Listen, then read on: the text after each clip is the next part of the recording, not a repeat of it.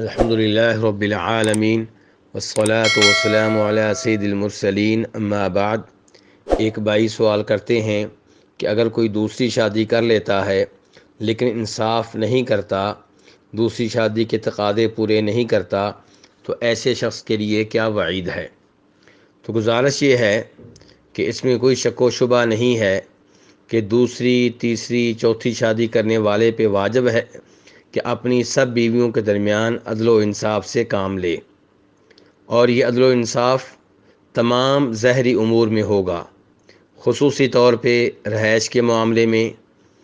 خرچے کے معاملے میں، لباس کے معاملے میں،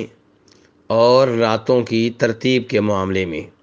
اگر ایک بیگم کے پاس ایک رات گزارتا ہے تو ہر بیگم کے پاس ایک ایک رات گزارے،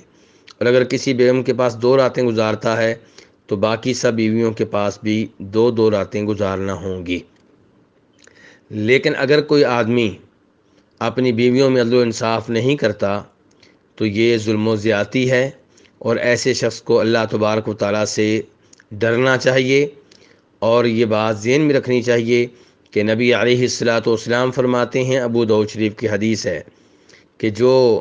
اپنی کسی ایک بیوی کی جانب جھک جائے گا،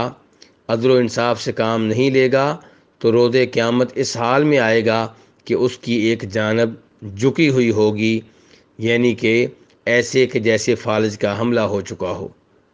اللہ تبارک و تعالیٰ سے دعا ہے کہ وہ ہم سب کو سبھی امور میں عدل و انصاف سے کام لینے کی توفیق عنایت فرمائے۔